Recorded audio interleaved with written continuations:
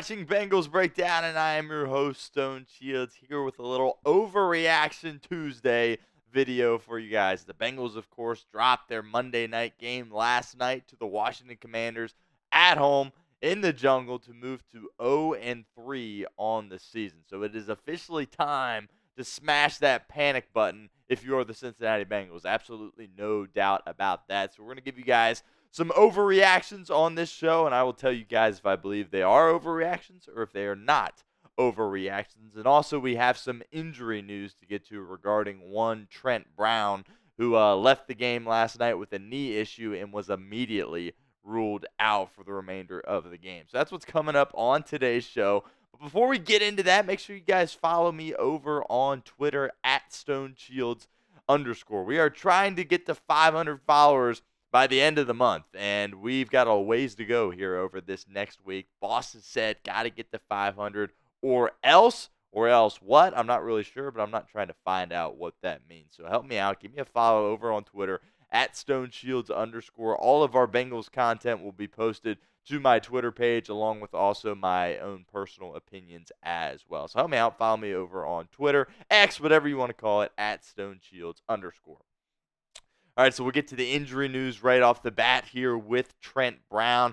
Unfortunately, he suffered a torn patellar tendon, and he is going to be out for the season. Positive news, he's expected to make a full recovery, but obviously this is a big blow for Cincinnati at that right tackle position. If that injury diagnosis is ringing a bell, that's because that is what Chris Evans also suffered for Cincinnati during a joint practice leading up to the season. He suffered a torn patellar tendon. So Trent Brown has the same injury. When you look at kind of the slow-mo of what took place, you definitely see something pop and it just doesn't look right. And you knew pretty much right away that it was going to be a significant injury for Trent Brown, who, of course, the Bengals signed in free agency. Now, that means it is go time for one Amarius Mims, the Bengals' first-round draft pick in the 2024 NFL Draft. And the timing is kind of ironic how things worked out because Mims had missed the first couple of games dealing with that strained pectoral muscle.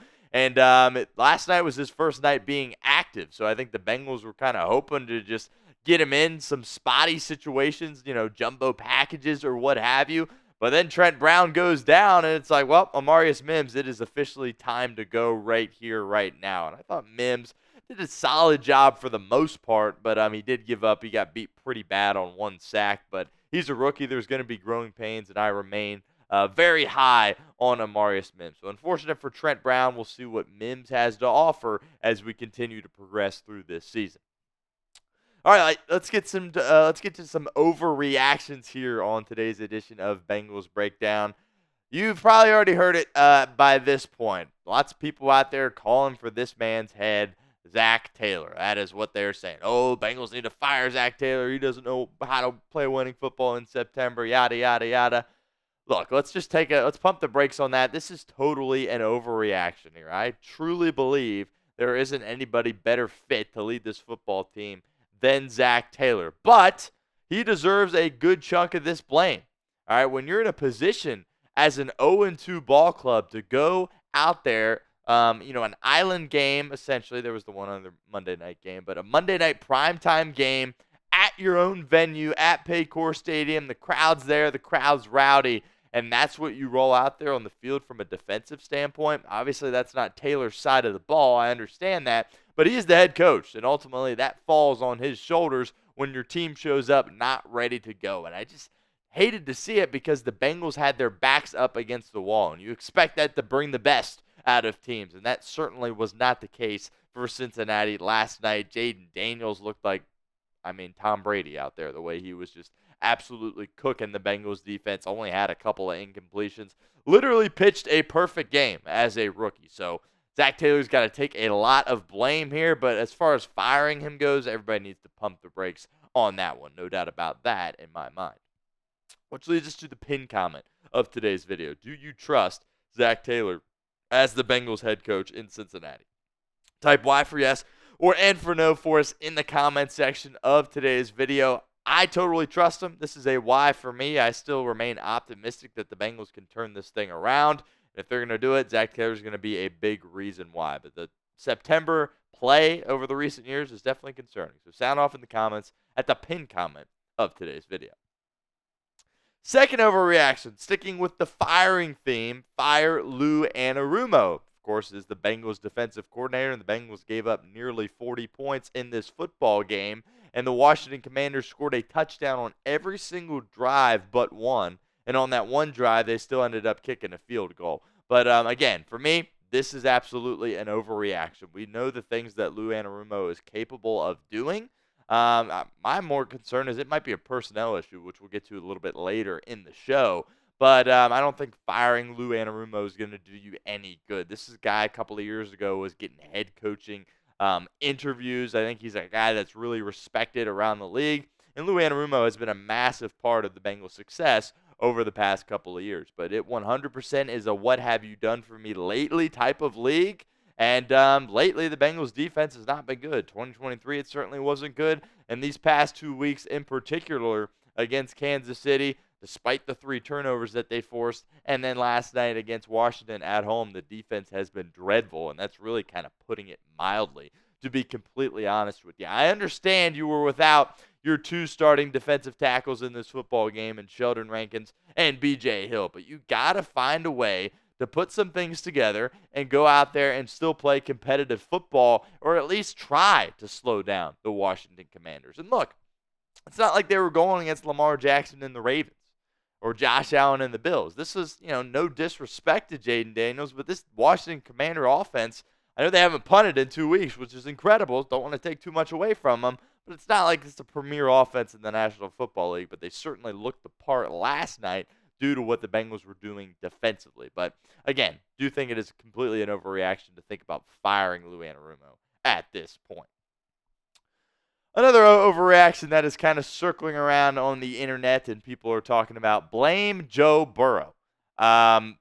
Look, that to me just doesn't make any sense at all. Joe Burrow was absolutely exceptional in this football game last night. Could you criticize him a little bit about, a couple of the drives that stalled out in the red zone that ultimately led to Evan McPherson field goals?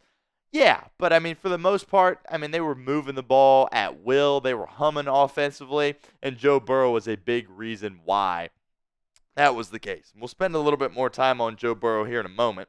But first, I want to give a shout out to our friends over at Factor Meals because they are the sponsor of today's show. With football season in full swing, look, guys, I don't have time to cook. That's why I use Factor's no prep, no mess meals. Meet your wellness goals thanks to menu of chef-crafted meals with options like Calorie Smart, Protein Plus, and Keto. Factor's fresh, never frozen meals are dietitian approved and ready to eat in just 2 minutes. So no matter how busy you are, you'll always have time to enjoy nutritious, great tasting meals. Make today the day you kickstart a new healthy routine. What are you waiting for? Crush your wellness goals this month with dietitian approved meals and ingredients that you can trust. Head to factormeals.com/BengalsChat50 and use code BengalsChat50 to get 50% off your first box plus 20% off your next month. That's code BengalsChat50 at factormeals.com/BengalsChat50 to get 50% off your first box plus 20% off your next month while your subscription is active. So here's where some of those Joe Burrow rumors are coming from, in large part due to one Mr. Chris Canty, who's spewing some nonsense over the airwaves on the radio for ESPN. This is what he said. He said, "I'm tired of all the excuses for Joe Burrow. Oh, the defense let Joe Burrow down. No, Joe Burrow let Joe Burrow down. Joe Burrow let the offense down. Joe Burrow let the team down. What did you do when the game was on the line? You know what the answer is? It's not enough." That is just an absolutely outlandish take, in my opinion, from Chris Canty to perhaps go out there and say something like that. Clearly, he did not watch the game, which he's got to get up early for his radio show, so I guess I sort of understand that. But my goodness, that couldn't be more off, base in terms of what he's saying about Joe Burrow. Look, when you take a look at the numbers, Joe Burrow was fantastic in this football game. And I thought besides the fumble against Kansas City, he was fantastic in that game as well. To sit there and place this blame on Joe Burrow, I think is crazy. But also, Joe Burrow understands that he does need to be a little bit better. When you're in a shootout like that, which doesn't always happen in the NFL, in fact, it's kind of rare to see something like that happen in the NFL, you got to execute when you get to the red zone. The Commanders did that, and the Bengals had 2 field goal attempts when they were in the red zone. So I understand, being frustrated about that. But if you look at this football team and say Joe Burrow is the issue, you got an issue in yourself, and that's certainly what Chris Canty has. Makes absolutely no sense to me. Another opportunity for you guys to get interactive with our show here at Bengals Breakdown. Grade Joe Burrow versus the Commanders for me in the comment section. A, B, C, D, or F. Sound off for us in the comments. Overreaction number 4. The personnel on defense just isn't good enough. And let me tell you, I'm worried this might be true, to be completely honest with you. When you talk about some of the guys that they have on that defense, as a Bengals fan, we all love Sam Hubbard. Sam Hubbard hasn't really been a factor, and he's missed a lot of tackles, and he hasn't brought any pressure on the quarterback. So that's a guy that you're very concerned with. Trey Hendrickson is the Bengals probably their best defensive player, but he didn't really show up till late in that game. He's got to be better, but the Bengals kind of ask a little bit too much of a guy like Trey Hendrickson, so that isn't completely fair. But they got to find a way to get pressure on the quarterback. When you talk about the safety position, look, Von Bell had no business playing in that game. He was getting picked on. He clearly looked hurt out there to me, and they didn't put Jordan Battle out there whatsoever. So I think Von Bell is a guy that probably should have sat down in this game, and he looked pretty poor out there. I'm worried about Geno Stone. I was bullish on him coming in from Baltimore, but I don't think it's exactly panned out. He did have a really nice hit over the middle and absolutely drilled Jaden Daniels on the essentially game-clinching touchdown to Terry McLaurin. But I do have some concerns with Geno Stone. And from the cornerback position, Cam Taylor-Britt was certainly talking a lot this week, and he didn't go out there and back it up for the most part. He got beat early on by Terry McLaurin, and there was always going to be some questions about Dax Hill because he was switching positions. So from a personnel standpoint, you have questions. And I didn't even mention really the interior of the defensive line here in this particular segment. But look, I don't think that group is obviously not very good either. So lots of concerns for this team from a personnel perspective. And we'll see. If anybody can get the most out of them, it is Lou Anarumo. But they might just not have the players defensively. And that's certainly a scary, scary thing if you're the Bengals. So is the Bengals defense fixable? Type 1 for yes or 2 for no in the comments of today's video. We've seen Lou Anarumo work magic before. Well, it's now or never for Cincinnati because this game against Carolina is a must-win game. There is no doubt about that. I didn't play my must-win card going into the Commanders game. It felt close to a must-win, but not quite. It's officially must-win time as the Bengals head to Carolina next week. Last overreaction here before we get out of here. The Bengals need to make a trade. People are saying that. And look, I don't think this is an overreaction whatsoever. I think the Bengals have to understand that they need to pivot off some of the ways that they typically run their franchise. They're in a position, with this probably being T. Higgins' final year, the final year that you really got the full band of guys together. It's win now, and you're 0-3. And you can't just keep doing the same thing and hope something's going to change. You have to make an adjustment. I would love to see this team be aggressive and try to go out there and get either a pass rusher or a run stopper for this defense. And again, this would be totally out of character to see the Bengals make a move like this during the season, but I 100% think that it needs to happen if this defense is going to turn the corner. As far as some trade names, a couple of videos ago, we brought up some possible trade candidates, so you can refer back to that. We'll probably have another upcoming video that discusses some potential guys the Bengals could trade for, but I certainly think that's something that Duke Tobin in the front office should be looking at soon.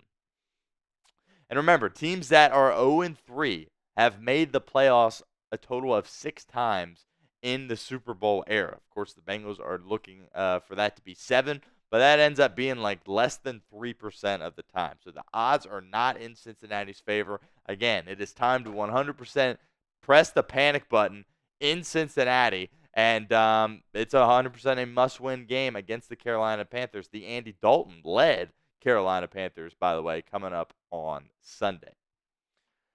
Make sure you guys subscribe to our channel if you have not done so already for all the latest Bengals news and rumors. We've got you covered here at Bengals Breakdown. That's youtube.com/BengalsTV.